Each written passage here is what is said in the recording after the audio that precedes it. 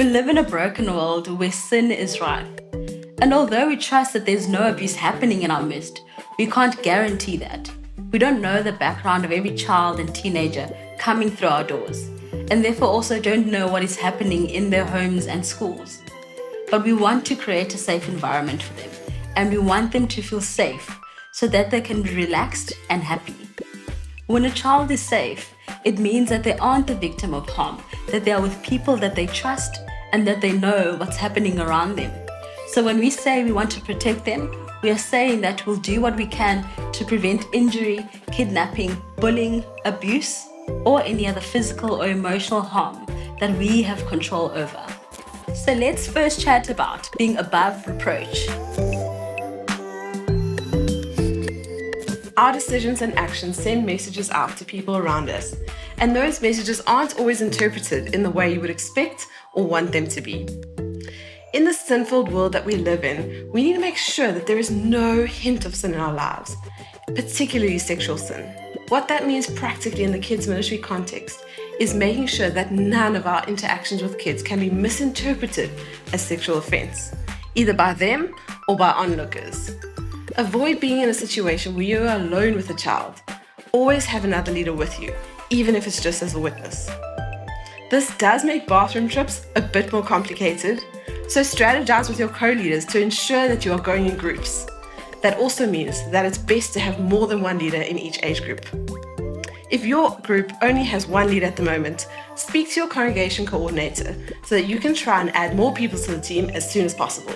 If you need to make contact with children outside of meetings, always include parents in the communication and avoid over-friendly language. Keep it as factual as possible. If you're going to meet up with a child or teen outside of the official meeting time, make sure that parents are aware and okay with it. The best would be to have the parents' written consent in a message. As a safety net, we ask that you make sure that you have completed certain legal documents.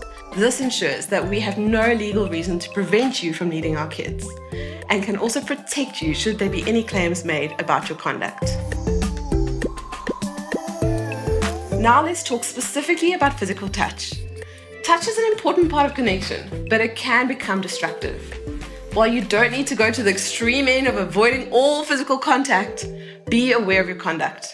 Remain above reproach by staying in full view of others and being aware of any children that become particularly clingy. It's helpful to think through specific guidelines of what is okay and what's not okay. Bear in mind the guidelines differ based on the child's age. We've given some more specific guidelines in your books. Why don't you pause here and check them out and jot down any other touch-related scenarios that you might be unsure of.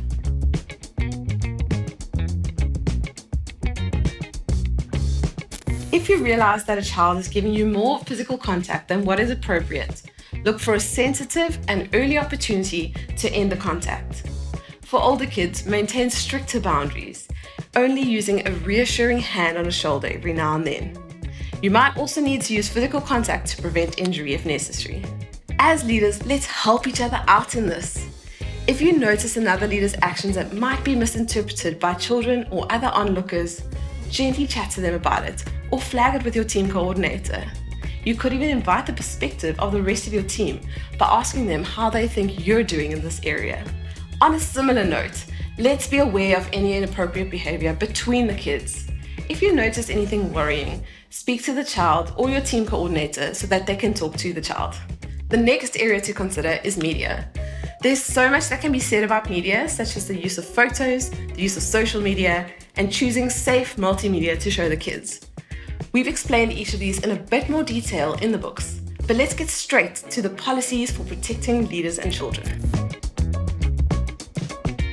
One of the first ways that we can protect the kids in our own kids ministry is by screening the leaders as they join the team. We would check in with their community leaders about whether they've done the church members course, whether they're an active member of the community, and whether they are living an open and accountable life, having found victory over sinful patterns of behavior.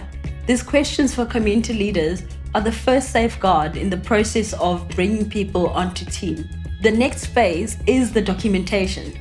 Depending on the specific government requirements, your documentation policy may vary, but you may be asked to complete an affidavit and a Form 30 submitted to the Department of Social Development. Many churches would also require full police clearance or fingerprint clearance as a record that no one serving has a criminal record.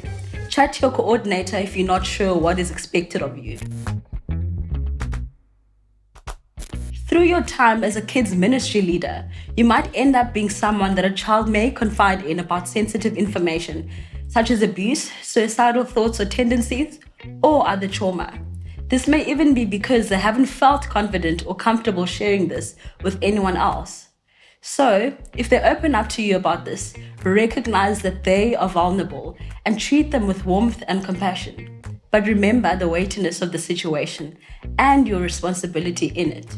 And remember that anything you do in response to a situation like this should always be above reproach. In the books, we've given a list of the types of things a child might speak to you about, as well as how to identify these things if they aren't verbally communicated. While each child and situation is so different and should be treated on a case-by-case basis, there are certain principles that can apply to all situations. We found the acronym TRAMS helpful to remember in the situations. Take it seriously. Reassure them that they've done the right thing in telling someone, but don't promise to keep it a secret.